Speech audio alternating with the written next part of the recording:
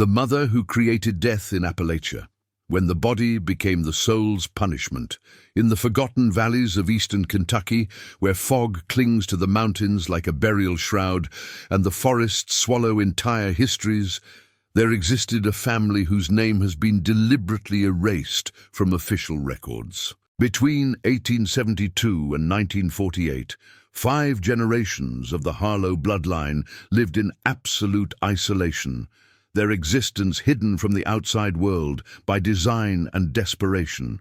What emerged from that darkness would become one of the most disturbing cases of familial repetition ever documented in American history. A testament to what happens when biology becomes destiny and love transforms into something unrecognizable. The story begins with Martha Elizabeth Harlow, a woman born in 1854 in the coal mining region of Breathitt County. Historical records show she married her first cousin, William Harlow, when she was barely 16 years old. This union, while uncommon even for that era, was not the true horror of their story. What followed was a deliberate pattern of keeping bloodlines within the immediate family that would span nearly 8 decades and produce consequences so severe that medical researchers would later use their case as a warning in genetic textbooks. Martha and William settled in a remote hollow, accessible only by a single dirt path that wound through dense forest for 7 miles. Their homestead consisted of a 2-room cabin built from local timber, surrounded by 30 acres of rocky, barely farmable land. The isolation was intentional. William had inherited the property from his father, who had chosen the location specifically because it was far from prying eyes and interfering authorities. The Harlow family had secrets to protect, traditions to maintain, and a philosophy about bloodline purity that would prove catastrophic. By 1875, Martha had given birth to 3 children, Sarah, Jacob, and Elizabeth. But the valley's isolation meant these children had no contact with the outside world, no schooling, no interaction with other families. When Sarah reached the age of 14 in 1886, Martha made a decision that would echo through generations. She arranged for Sarah to marry her own brother Jacob, who was then 16. This was not a union born of accident or circumstance, but of Martha's deliberate belief that the family bloodline must remain absolutely pure, untainted by outsiders who might dilute what she considered their superior heritage. The wedding took place in the cabin on a winter morning when snow had made the mountain path completely impassable. There was no official ceremony, no legal documentation, just Martha's proclamation that the union was blessed by God and necessary for the family's survival. Sarah, who had never known another way of life, accepted this as natural. Jacob, raised under Martha's iron-fisted authority, never questioned the arrangement. Within a year, Sarah was pregnant with the first child of this union, a girl they named Ruth, born in 1887. Ruth's birth seemed normal at first, but as months passed, concerning signs emerged. Her head was slightly larger than typical for an infant, and her eyes showed an unusual clouding that affected her vision. Martha dismissed these signs as temporary conditions that would resolve with time. But they didn't. By the time Ruth was 2 years old, it was clear she would never develop normally. Her speech was severely delayed, her movements uncoordinated, and she showed signs of profound intellectual disability that Martha attributed to spiritual weakness rather than the biological reality of her parentage. The pattern continued. Sarah gave birth to 5 more children over the next 12 years. Each bearing increasingly severe physical and cognitive impairments. There was Daniel, born in 1889, with a cleft palate so severe he could barely eat. There was Margaret, born in 1891, who never learned to walk properly and had seizures that left her unconscious for hours. There was Thomas, born in 1893, whose spine curved so dramatically that by age 5, he was permanently hunched. There was Anne, born in 1895, who was deaf and had eyes that pointed in different directions. And finally, there was Joseph, born in 1897, who lived only 3 years before dying from complications that doctors today would recognize as the result of extreme genetic compression. Martha watched her grandchildren suffer and die, but she never connected their conditions to the circumstances of their conception. In her mind, these afflictions were tests from God, punishments for sins she couldn't identify, or simply the harsh realities of mountain life. She never considered that forcing siblings to reproduce was creating a genetic catastrophe. William, her husband, had died in 1894 from a mining accident, leaving Martha as the undisputed authority over the family. And her authority demanded continuation of the pattern. When Ruth reached the age of 15 in 1902, despite her disabilities, Martha arranged for her to marry her uncle, Elizabeth's son named Robert, who was Martha's grandson through her youngest daughter. Robert was 17 and showed no signs of the impairments that plagued his cousins, but he carried the same compressed genetic material that would doom his children. Martha performed another ceremony in the cabin, again with no legal recognition, again justified by her belief in bloodline preservation. The community beyond the mountains had no knowledge of what was happening in the Harlow Hollow. The family emerged only once every few months to trade furs and moonshine for basic supplies in the small town of Jackson, Kentucky. They spoke to no one about their lives, revealing nothing about the relationships within their family structure. Local merchants noted that the Harlow seemed strange and insular, but in the Appalachian region of that era, where many families lived in extreme isolation, this wasn't unusual enough to warrant investigation. Ruth and Robert's first child, born in 1903, was a boy they named Samuel. From birth, Samuel's appearance was shocking, even to the family accustomed to disability. His skull was misshapen, elongated at the back and flat across the forehead. His fingers were fused together on both hands, creating club-like appendages. His legs were different lengths, making any attempt at walking impossible. He made strange, guttural sounds, but never formed words. Yet he lived, existing in a state of constant suffering that would last for 32 years. Confira se já inscrito neste canal because what you're about to discover goes beyond anything you've ever seen. Real families, real consequences, and the devastating truth about what happens when human nature collides with isolation. These aren't just stories, they're warnings written in blood and bone. By 1910, the Harlow homestead had become a place of visible decay that mirrored the genetic deterioration within the family.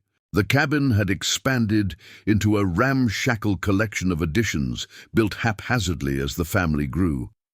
3 generations now lived under connected roofs, 23 people in total, more than half of them bearing obvious physical deformities and cognitive impairments.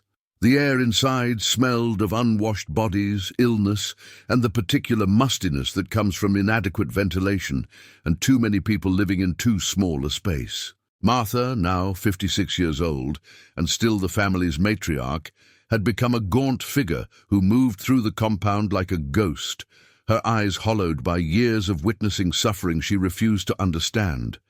Her daughter Sarah, now 38, had aged into premature elderly appearance, her body worn from 6 difficult pregnancies and the constant care required for her surviving disabled children. Ruth, Sarah's daughter and now wife to her uncle Robert, was only 22, but looked 40, her face marked by the exhaustion of caring for Samuel and the 2 other severely impaired children she had borne. The family sustained itself through a combination of subsistence farming, hunting, and the production of illegal whiskey that Robert and the few able-bodied men would sell in distant towns where no one knew their faces. The children who could work did so, tending small crops of corn and potatoes, caring for a handful of chickens and goats, and maintaining the still that provided their primary source of income. Those who couldn't work simply existed, lying on crude beds, their days measured only by meals and the attention they could receive from overwhelmed caretakers. Medical knowledge of genetics was advancing rapidly in the outside world during this period. By 1910, scientists understood the basic principles of heredity, and the dangers of close consanguineous relationships were well documented in scientific literature. But this knowledge never reached the Harlow Hollow.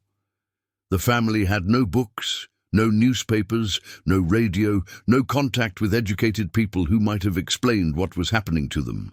They lived in a bubble of ignorance that Martha's authority maintained through fear and religious justification. Martha had developed a theology of suffering that she preached constantly to her family. She claimed that God had chosen them for a special purpose, that their isolation was holy, and that the afflictions they endured were building spiritual strength that would be rewarded in the afterlife. She quoted distorted biblical passages about keeping separate from the world, about the chosen people, about suffering leading to glory. Any family member who questioned this doctrine faced Martha's wrath, which could mean being denied food, being locked in the root cellar, or being subjected to her hours-long verbal condemnations. In 1912, Sarah's son Daniel, despite his severe cleft palate and other health issues, was matched by Martha with his niece Catherine, Ruth's daughter from another union Martha had arranged between Ruth and Ruth's own brother Thomas before Thomas died at age 19. Catherine was only 13, Daniel was 23. The age difference, the close genetic relationship, and Catherine's obvious intellectual disabilities made no difference to Martha. The bloodline must continue in its pure form. That was the only law that mattered. The wedding ceremony had become ritualized. Martha would gather the family in the largest room of the main cabin, light candles around a crude wooden cross she had carved decades earlier, and speak for hours about the sanctity of family blood and the dangers of contamination from outsiders. She would place the couple's hands together, speak words she claimed were ancient blessings, and declare them united in God's eyes. Then she would assign them a corner of one of the buildings where they would live, and the cycle would continue. Catherine gave birth to her first child in 1913.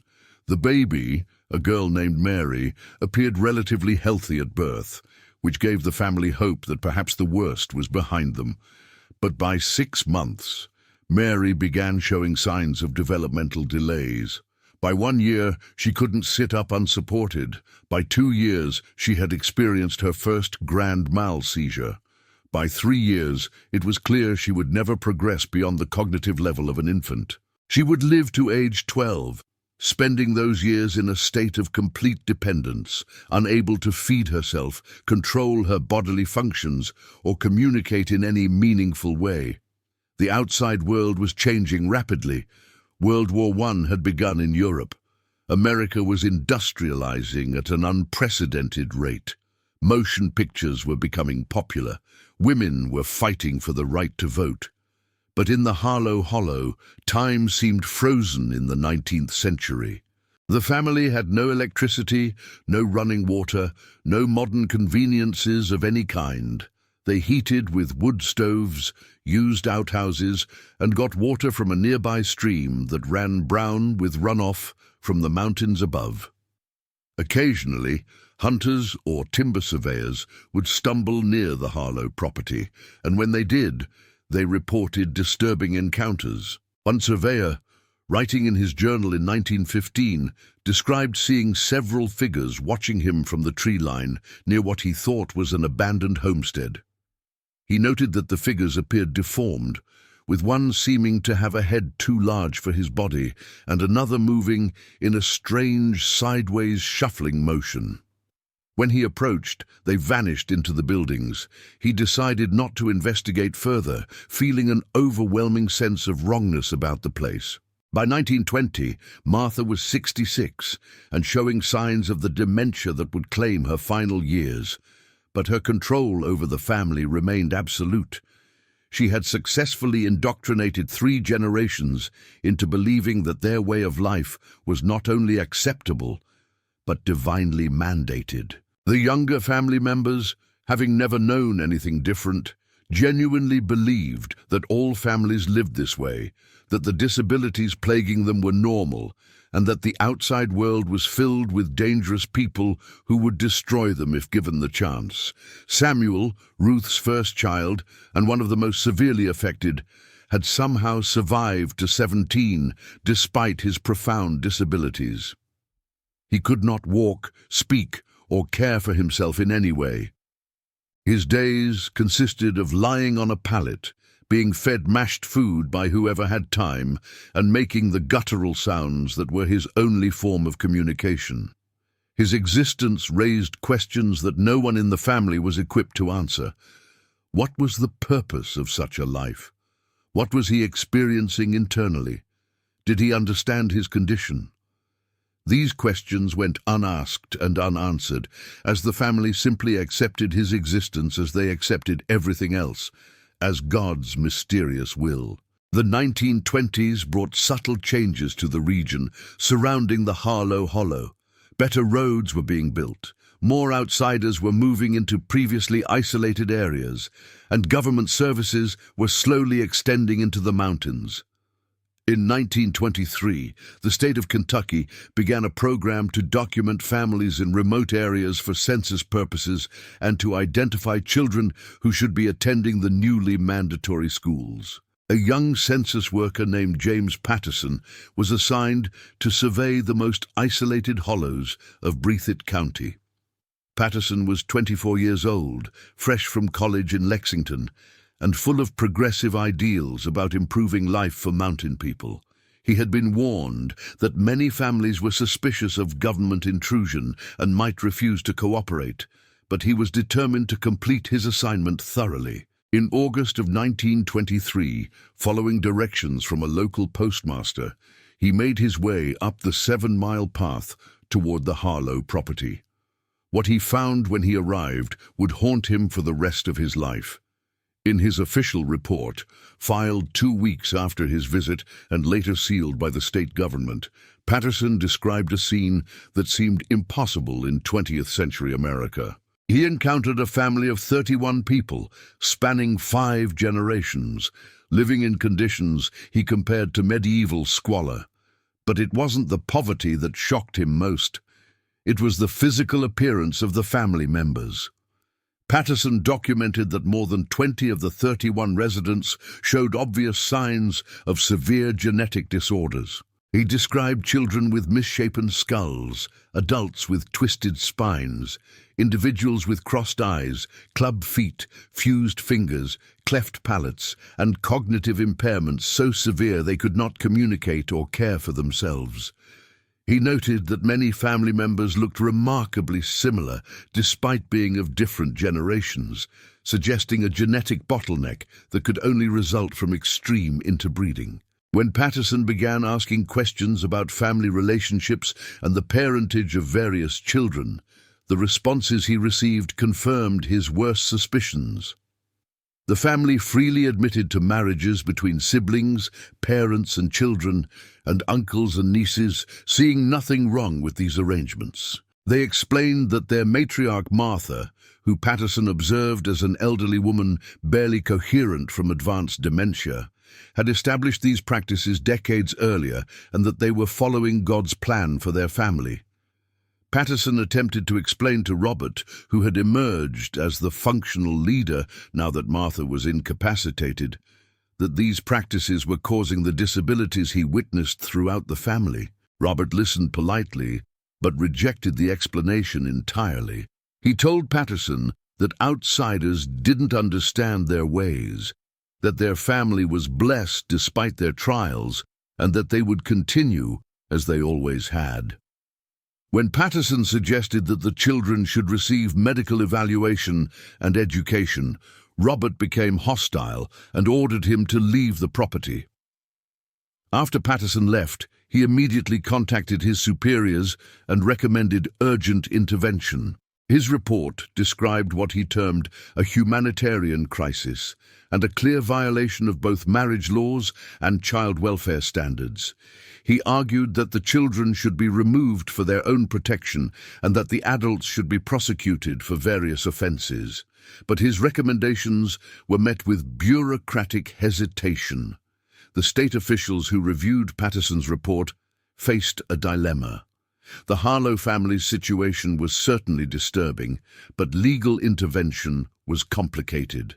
Kentucky law in 1923 did have provisions against certain consanguineous marriages, but enforcement in isolated areas was virtually non-existent. Moreover, forcibly removing dozens of people from their home, many of them severely disabled and completely dependent on family care, presented logistical challenges the state was unprepared to handle. The Great Depression was approaching, government resources were limited, and there was little political will to take on such a difficult case. The decision was made to seal Patterson's report and take no immediate action. The family would be monitored, but unless there was evidence of immediate danger beyond the genetic issues, the state would not intervene. This decision, made in a government office far from the mountains, condemned another generation to the cycle of suffering. Leave a comment below saying this phrase that Martha used to justify her terrible decisions to her family, and repeat it: "The pure blood carries God's secret plan." If you believe this family needed help that never came, let me know in the comments. Between 1923 and 1935, the Harlow family continued its isolated existence, unaware that they had been briefly documented and then forgotten by authorities. Martha died in 1927, at age 73, her final years spent in complete mental deterioration. Her death might have offered an opportunity for change, but the patterns she established were too deeply ingrained. Robert and the other family leaders continued the practices exactly as Martha had dictated. The physical deterioration of the family line became more pronounced with each generation. Children born in the 1930s showed catastrophic levels of impairment. There was a child born in 1932 who lived only 6 days, his internal organs so malformed he could not properly digest food.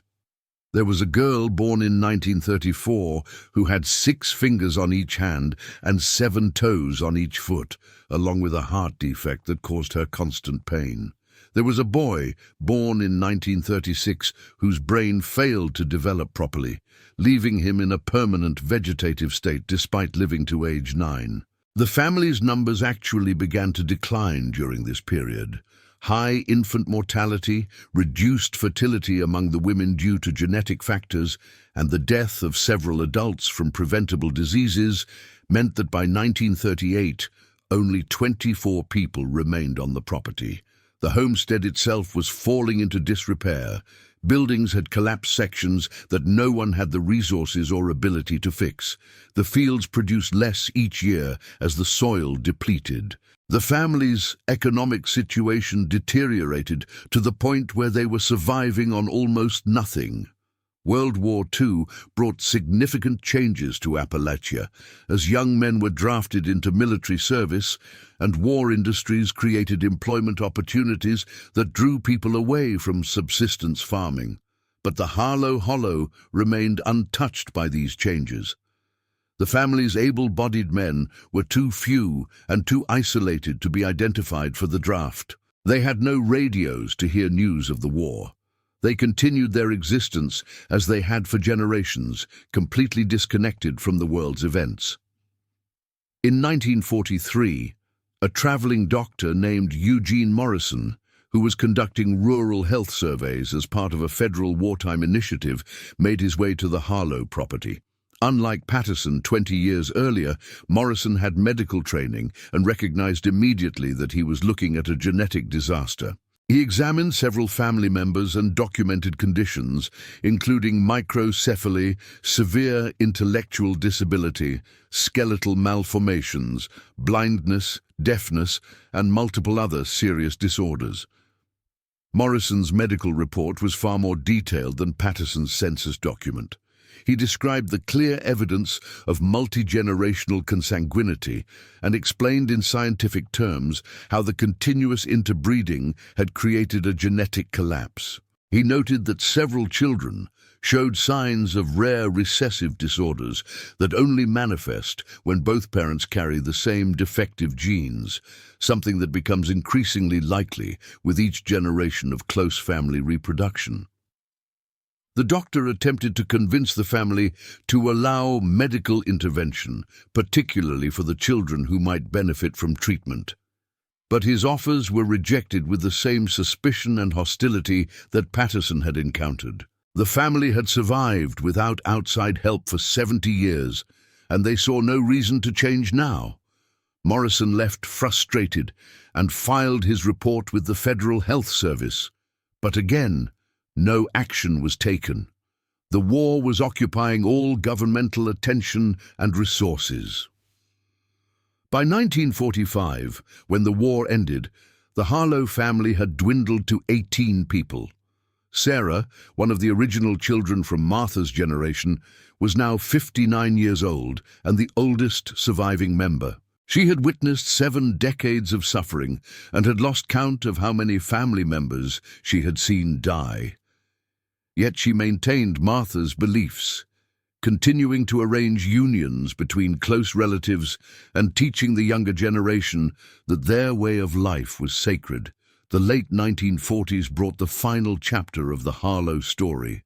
In 1947, a massive storm system moved through eastern Kentucky, bringing flooding that destroyed much of the Hollow's infrastructure.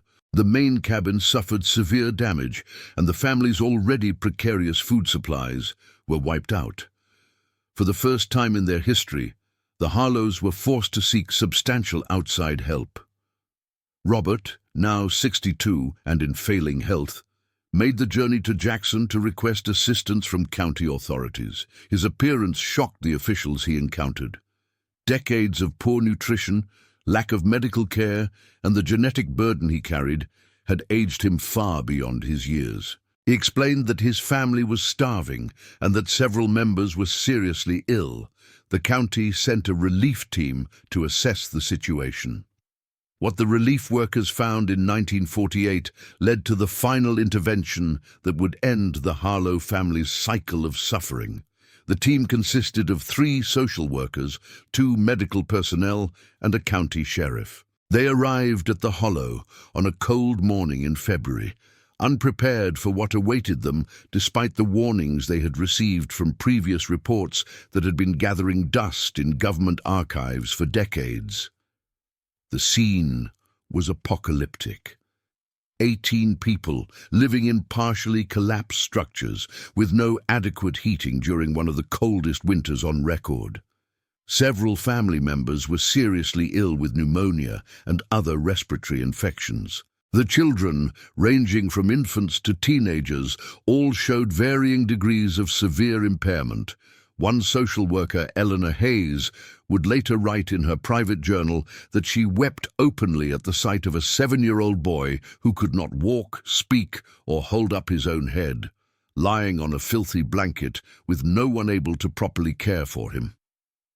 The medical personnel immediately recognized that several family members required emergency hospitalization. But more than that, they understood they were looking at the end result of nearly 8 decades of genetic catastrophe. Dr. Philip Hendricks, who led the medical assessment, documented 13 individuals with profound disabilities directly attributable to consanguinity. He noted that this represented one of the most severe cases of genetic compression he had ever encountered in medical literature. The family's resistance to help had finally broken. Sarah, the matriarch, was too weak and exhausted to fight anymore. Robert, suffering from advanced heart disease, seemed almost relieved that someone had finally come. The younger generation, having never known anything but suffering, had no framework for resistance. They simply accepted that their world was changing because they had no energy left to maintain the old ways. Over the next 3 weeks, the family was systematically relocated.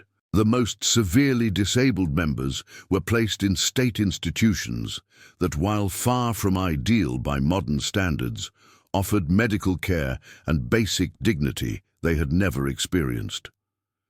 The children who were capable of learning were placed in specialized educational facilities. The adults who could function semi-independently were given housing in supervised group homes. The Harlow Hollow was abandoned, left to be reclaimed by the forest that had hidden its secrets for so long. Sarah died in a state facility in 1951 at age 65, having outlived most of her children and grandchildren. Robert passed away 6 months later. Of the 18 family members relocated in 1948, only 7 were still alive by 1960. The genetic damage was so severe that most did not survive beyond middle age, their bodies simply unable to sustain life with the accumulated defects they carried. The Harlow case was quietly documented in medical journals in the 1950s, though the family name was changed to protect their identity. Geneticists used it as a teaching example of what happens when populations become too genetically isolated. The studies showed that after 5 generations of extreme consanguinity, the family's genetic diversity had collapsed to levels comparable to self-fertilizing plants, with devastating consequences for every biological system. The state of Kentucky quietly destroyed most official records related to the Harlows in the 1970s, considering them too disturbing and a potential embarrassment that reflected poorly on how authorities had ignored the situation for so long. Only a few sealed medical files and academic papers remain, studied by researchers interested in the extremes of human genetics and the social factors that can lead to such catastrophic outcomes. The site of the Harlow homestead today is completely overgrown, accessible only to hikers who happen to know the old paths. Occasionally, remnants of the buildings can be spotted through the vegetation, stone foundations slowly crumbling, rusted metal from the whiskey still partially buried in leaves. Local historians know the general story, though details have been lost or deliberately obscured. The Hollow has a reputation for being haunted, though the real horror was never supernatural. It was the very human tragedy of ignorance, isolation, and the terrible consequences of believing that purity of blood mattered more than the well-being of children. Medical science has learned valuable lessons from cases like the Harlows. Modern genetic counseling can identify risks before they manifest. Laws against close consanguineous marriage are enforced. Social services can intervene when children are at risk, but the Harlow story remains a stark reminder that these protections are relatively recent and that human suffering on an unimaginable scale can occur when families become too isolated from society's safeguards and scientific knowledge. The last known survivor with direct Harlow blood died in 1983 in a nursing home in Lexington, Kentucky. She was 62 years old, the daughter of one of the younger generation who had been relocated as a child. She had been adopted by another family, given a new name, and lived a relatively normal life, though she struggled with minor health issues related to her genetic heritage. She never spoke publicly about her origins, and when she died, the Harlow bloodline effectively ended. If you watched until here, it's because this story impacted you deeply. Leave a comment saying, "I watched until here," so I can meet you and know who truly values the stories on this channel. Hit the like button if you believe these forgotten tragedies deserve to be remembered, because understanding our darkest history prevents us from repeating it. Share this video with someone who needs to understand that isolation and ignorance can destroy families across generations. And make sure you're subscribed, because there are dozens of stories like this one, hidden in valleys, locked in sealed records, waiting to teach us what happens when humanity loses its connection to science, compassion, and the outside world. The mother who created death in Appalachia, when the body became the soul's punishment. This was the story of Martha Harlow and the 5 generations that paid the price for her beliefs. Their suffering was real, their legacy is a warning, and their memory demands that we never forget what isolation and ignorance can cost.